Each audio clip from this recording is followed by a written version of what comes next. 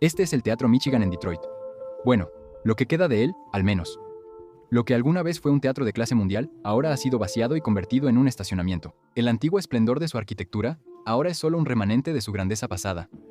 De alguna manera, esta misma imagen es una metáfora de naturaleza muerta para la historia, y el estado actual de Detroit en su conjunto. Detroit es de las ciudades más descuidadas de Estados Unidos con 31% de pobreza, casi el triple del promedio nacional. Su población es menos de la mitad de lo que era hace décadas, y sigue disminuyendo. El crimen está desenfrenado en toda la ciudad, y las instalaciones gubernamentales como la educación y los departamentos de policía están crónicamente mal financiados. Pero Detroit no siempre fue así. Fue la respuesta del Medio Oeste a Los Ángeles y Nueva York, símbolo de la economía y cultura de Estados Unidos. En la primera mitad del siglo XX, era una metrópolis bulliciosa que rivalizaba con Chicago como la joya del Medio Oeste. Detroit aparentemente tenía todo lo que una ciudad necesita para experimentar un rápido crecimiento industrial. Recursos naturales, acceso casi perfecto al río Detroit y miles de personas trabajadoras e industriosas. Todos estos factores por sí solos impulsarían el crecimiento. Pero rápidamente se unieron para no solo fortalecer la economía de Michigan, sino también el sueño americano en su conjunto. Sin el éxito temprano de Detroit, IU no tendría su actual posición cultural, ciudad de industria, oportunidad, música y pasión, rasgos que aún se reflejan en sus habitantes. El principal impulsor del éxito de Detroit fue el surgimiento de la industria automotriz, liderada por Enrique Ford, fundador de Ford Automóviles y un innovador en el sector. Verás, Detroit era algo así como un paraíso portuario comercial. Incluso remontándose hasta el siglo XVIII bajo el dominio francés, se desarrolló como la ciudad francesa más importante entre Montreal y Nueva Orleans. Por su cercanía al río Detroit, Canadá y los Grandes Lagos, la zona tenía mucha tierra abierta, usada primero para agricultura, pero en el siglo XX se convirtieron en el lugar perfecto para construir fábricas. Todas estas características hicieron que fuera el lugar ideal para el nacimiento del automóvil. En 1896, Enrique Ford probó su primer prototipo por las calles de Detroit, dejando lo que se convertiría en historia a lo largo de esa misma ruta. Después de eso, la fiebre automotriz estaba llena de vida en Detroit. Dentro de la ciudad surgió no solo la compañía Ford Motor, sino también Chrysler y General Motors. Estas compañías, conocidas como las Tres Grandes, eran los principales fabricantes de autos en Estados Unidos y clave para el desarrollo y cultura de Detroit. Gracias a estas compañías, Detroit llegó a ser más importante a tiempo. Al cambiar de siglo, se volvió el centro de la cultura e industria automotriz de Estados Unidos, adoptando el nombre Ciudad del Motor. Las cosas solo se volverían aún más exitosas con la invención de la línea de ensamblaje, completada por la ingeniosa adición de una cinta transportadora de Enrique Ford para acelerar la producción. Esto permitió que los trabajadores individuales se enfocaran en construir un solo aspecto de un vehículo complejo en lugar de varios, y luego enviarlo por la línea para que otro experto construyera la siguiente parte. Esto aceleró la producción de autos, haciendo la industria más rentable al poder satisfacer la demanda, y como resultado, surgieron aún más fábricas, haciendo de Detroit el lugar al que debía ir la clase trabajadora. Durante sus años dorados, la industria automotriz fue obviamente el principal empleador de todo Detroit. Con muchos empleados trabajando en las fábricas como un empleo de por vida, el salario de los obreros fue mejorando poco a poco, lo suficiente como para que muchos de los que trabajaban en Ford ascendieran a la clase media, permitiendo así una economía capitalista floreciente. La influencia de Detroit en la cultura de Estados Unidos creció durante la Segunda Guerra Mundial. Detroit, por sus fábricas y líneas de ensamblaje, fue el centro de la producción masiva de aviones, tanques y camiones para Estados Unidos. Famosamente, estas líneas de ensamblaje, convertidas en proveedores militares, lograron fabricar un avión de combate B-24 cada hora en su apogeo. Con solo el 2% de la población de Estados Unidos generaba el 10% de los materiales de guerra, la eficiencia de Detroit en la guerra le dio el apodo de el arsenal de la democracia. En esa época dorada, Detroit fue comparada con París por sus mansiones pintorescas y avenidas influenciadas por la ciudad francesa. Detroit no solo era bulliciosa, también rebosaba vida y promesa.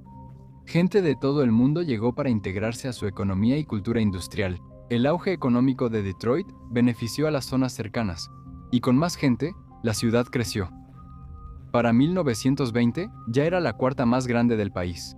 Aquí se muestra el rápido crecimiento poblacional de Detroit, que llegó a 1.85 millones en 1950, y con tanta gente, era necesario contar con suficiente infraestructura para alojarlos, lo que, por supuesto, creó más empleos y mejoró aún más la economía mientras Estados Unidos entraba en un segundo auge a finales de los años 50. Con una población entusiasta y mucha infraestructura probada a lo largo del tiempo, parecería casi imposible que Detroit fracasara. Este periodo, iniciado en los años 50 y llamado la Edad de Oro del capitalismo, marcó el principio del declive de Detroit. Lenta pero seguramente, comenzando su efecto bola de nieve hasta convertirse en lo que es hoy, Detroit se fue desangrando poco a poco en casi todos los aspectos en los que una ciudad puede hacerlo. Personas, oportunidades de empleo y flujo monetario. Todo se fue escapando de la ciudad. Lenta pero seguramente. Pero, ¿por qué pasó eso? ¿Por qué una ciudad que estaba prácticamente en la cima del mundo comenzaría a tambalear, especialmente durante la edad de oro del capitalismo? Bueno, hay muchísimas razones para esto, muchas de ellas interconectadas, pero hay algunas claves que pueden ocupar el papel principal. El primer tema es la suburbanización. Tras la guerra, con mayor ingreso y población, muchos estadounidenses se mudaron de las ciudades a pequeñas localidades para comprar casas. Ahora, esto sucedió en todo el país, pero quizá en ningún lugar fue peor que en Detroit. Esto empeoró por dos factores. Principalmente los disturbios por derechos civiles en los años 50 y 60 que llenaron la ciudad de violencia y tensión.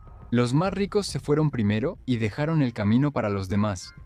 Y cuando esto culminó en los violentos disturbios de Detroit de 1967, de los más sangrientos en la historia de Estados Unidos, con 43 muertos, más de 7.200 arrestos y más de 400 edificios destruidos, la clase alta y media alta dejó la ciudad. Muchas corporaciones y trabajadores también se fueron. El segundo factor que impulsó la suburbanización fue la finalización inicial del sistema de autopistas interestatales de Estados Unidos, en 1956. Después de esto, la facilidad para salir de la ciudad y, en su lugar, viajar diariamente cuando era necesario, se volvió aún mayor. La otra razón, que es la más importante, es que el éxito automotriz de Detroit se convertiría en parte de la ruina económica de Detroit. Mira, con el avance tecnológico en la industria, se redujo la necesidad de trabajadores en la línea de ensamblaje, ya que una persona y una máquina podían hacer el trabajo más rápido que 10 personas. También se podía hacer más barato, aumentando márgenes de ganancia en una sociedad más capitalista. Ford y sus rivales aprovecharon la oportunidad e iniciaron despidos masivos. Para decenas de miles, muchos clase media de Detroit, estos despidos debilitaron la seguridad económica de la ciudad. Las plantas de manufactura más antiguas llegaron al final de su utilidad, y la ciudad no hizo planes para acomodar reemplazos modernos. La ciudad prosperó solo gracias a la industria automotriz, y cuando ésta decaía, también la población de Detroit. Además, en los años 70 apareció competencia extranjera, sobre todo en Japón, donde producían autos de alta calidad rápidamente, gracias a una sociedad tecnológica. Los estadounidenses, lenta pero seguramente, perdieron el fuerte vínculo con las marcas americanas, especialmente cuando los autos extranjeros ofrecían más lujo en comparación con los vehículos utilitarios y comunes de Estados Unidos. El alza de precios de la gasolina en las crisis energéticas de los años 70 afectó mucho a la industria automotriz de Estados Unidos, porque los autos americanos, poco eficientes en combustible, eran mala inversión para conductores que no eran leales a la marca. A medida que estas compañías automotrices estadounidenses empezaron a ver cómo sus ganancias eran absorbidas por la competencia, sus empleados comenzaron a sentir las consecuencias, especialmente en los salarios, que se vieron afectados. Y en una ciudad que ha tenido el impuesto predial más alto de cualquier ciudad importante de Estados Unidos durante ya un tiempo, con más del doble del promedio nacional, en 3.12% incluso, tan recientemente como en 2022, esto significó un desastre para Detroit. Era común que la clase trabajadora de Detroit, que impulsó el crecimiento de la ciudad, fuera desplazada de sus casas por altos impuestos. Los empleados pedían mejores ingresos, pero las automotrices se descentralizaron y salieron de la ciudad del motor. Comenzaron a trasladar las fábricas a estados con leyes de derecho al trabajo, que son estados donde las leyes prohíben exigir a los empleados que se unan a un sindicato o paguen cuotas sindicales como condición para su empleo, lo que básicamente facilita la contratación de empleados que no pertenecen a un sindicato. No solo eso, sino que también se mudaron a países extranjeros, una medida aún más barata, para mantener bajos los costos de producción y seguir compitiendo con otras grandes compañías automotrices. Esto sofocó aún más la disponibilidad de lo que antes se consideraba un empleo confiable y de por vida, y prácticamente por sí solo disminuyó el atractivo de Detroit como una ciudad a la que mudarse. Luego, ya sabes cómo sigue la historia. El declive económico lleva al desempleo, lo que lleva a la pobreza, lo que, por supuesto, naturalmente lleva al crimen y la violencia de pandillas. Algo por lo que Detroit ha sido famoso durante décadas. Desde 1974, son conocidos como la capital mundial del asesinato, y han sido la ciudad más peligrosa o la segunda más peligrosa de Estados Unidos, con una tasa de crímenes violentos consistentemente por encima de 2.000 incidentes por cada 100.000 personas. Esto se nota en su pobreza, que subió del 15% en 1970 al 33.2% en 2021, casi triplicando el promedio nacional. Así que la gente comenzó a mudarse en masa fuera de Detroit, con la población disminuyendo año tras año. Entre 2000 y 2010, la población de Detroit cayó 25% según la Oficina del Censo de Estados Unidos. Dos de los tres grandes de Detroit, Chrysler y General Motors, colapsaron por la competencia, la gran recesión, la mala administración, la corrupción, entre muchas otras cosas, haciéndose cada vez menos rentable año tras año, hasta que finalmente tuvieron que declararse en bancarrota en 2009. Pero no terminó ahí, porque poco después, finalmente vimos a Detroit. Sí, la ciudad misma, declararse en bancarrota unos años después. En 2013, la bancarrota de Detroit, con deudas de más de $18,000 millones, fue más de 4 veces mayor que la del condado de Jefferson, Alabama, que en 2011 fue de 4.2 mil millones. Es la ciudad más grande en declararse en bancarrota, con cerca de 700,000 habitantes en ese entonces. En el momento de la bancarrota, la mitad de la deuda de la ciudad era por obligaciones relacionadas con los trabajadores, incluyendo pensiones de jubilados y atención médica, para personas que ya no contribuían a las operaciones diarias de la ciudad. Mira, el problema obvio con tanta gente dejando la ciudad es que pierdes una gran cantidad de ingresos fiscales comerciales por eso. Esto significa, obviamente, que no puedes pagar las pensiones de todos, personas que han estado ahí desde sus días de gloria. Pero también los servicios de la ciudad empeoran, impidiendo atraer nuevas personas. Durante la bancarrota de Detroit, el 40% de las luces de la calle no funcionaban. Había más de 78,000 edificios y estructuras abandonadas y el tiempo de respuesta del 911 a las llamadas más urgentes promediaba 40 minutos. De hecho, todavía sigue siendo más o menos así. Todo está relativamente mal financiado. Las escuelas, la infraestructura, la policía, lo que por supuesto lleva a más crimen. Lo que significa que no puedes esperar que las familias se muden y críen a sus hijos ahí. Ahora, Detroit ha estado tratando de aumentar sus propios ingresos para compensar que los negocios y la gente se han ido durante décadas. Servicios como escuelas, bomberos y policía son esenciales para que la ciudad funcione, por lo que deben operar competentemente, te gusten o no. Pero sin obtener dinero de una economía floreciente, Detroit tuvo que encontrar otras formas de adquirir ingresos. Eso, por supuesto, vino con la llegada de aún más impuestos. En 1962 se creó un impuesto sobre la renta, en 1971 uno a servicios públicos y en 1999 a casinos. Y aún así, nada ha cambiado realmente, ya sea porque el agujero financiero ahora es demasiado grande para llenarse o porque fue mal utilizado por funcionarios públicos corruptos. Todo lo que realmente hizo fue dejar a muchos preguntándose a dónde iban sus impuestos. Esto hizo que muchos cuestionaran por qué quedarse y pagar tantos impuestos en una ciudad deteriorada, cuando lugares cercanos como Ann Arbor ofrecen mejor calidad de vida. Si prefieres un entorno urbano, Chicago y Milwaukee están cerca, y quizás sean mejores opciones. Es un problema recurrente. ¿Cómo atraer personas si nadie quiere mudarse por el estado actual de la ciudad? Mientras tanto, la gente sigue yéndose, lo que hace que los servicios de la ciudad tengan aún menos fondos, lo que la hace todavía menos atractiva para mudarse. Entre 2010 y 2020, la ciudad perdió otro 10.5% de su población, según el censo de 2020. Detroit, que alguna vez fue una ciudad diseñada para albergar a millones, ahora apenas supera los 600,000 habitantes. El resultado de este éxodo masivo es que gran parte de la ciudad ahora parece casi una ciudad fantasma. Ha habido varios planes para reparar Detroit. Algunos incluyen demoliciones. A veces hay que demoler para salvar la ciudad. Déjame explicarte. Detroit es una metrópolis que abarca 139 millas cuadradas. El problema es que solo hay 600,000 personas y una base impositiva que cubre el 30% del área, unas 43 millas cuadradas, así que hay mucho espacio básicamente vacío, o en este punto, decadencia urbana.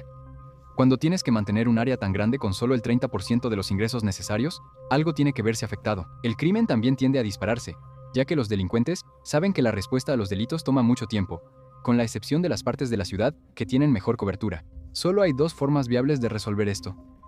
Una es aumentar drásticamente la población, pero eso es imposible hasta que se solucionen todos los problemas mencionados en este video. Y la otra es reducir el área de la ciudad, cerrando literalmente grandes extensiones de zonas residenciales.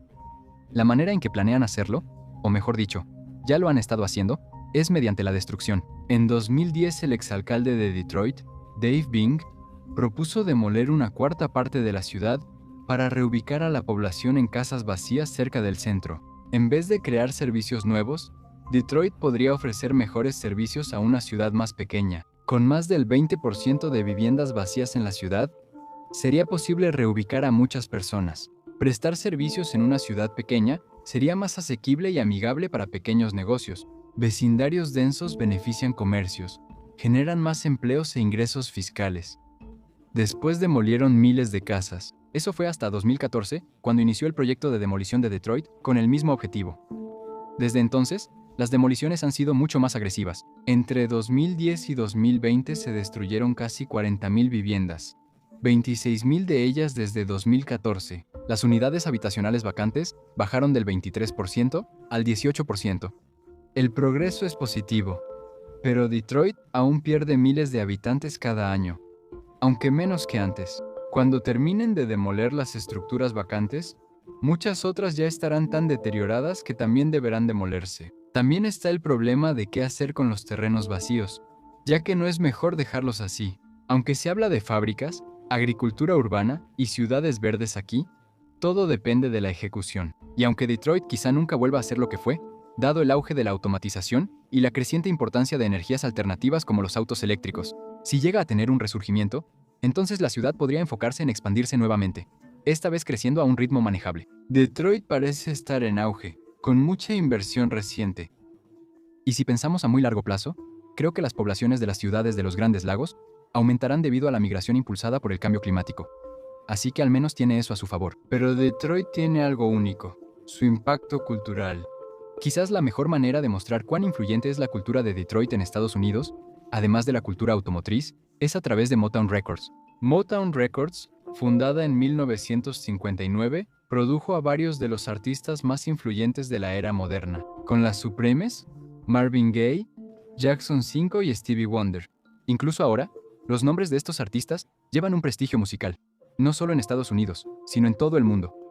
A lo largo de la historia de Detroit, se ha enfatizado la importancia de su economía y sus exportaciones, pero el corazón de la ciudad sigue latiendo con fuerza, es decir, la gente leal que todavía vive ahí. Muchos de los que aún residen en Detroit han tomado la decisión de quedarse, en las buenas y en las malas. Apoyan su ciudad desde abajo pese a las dificultades. Quienes siguen leales quizá vean florecer su hogar algún día. Gracias por vernos.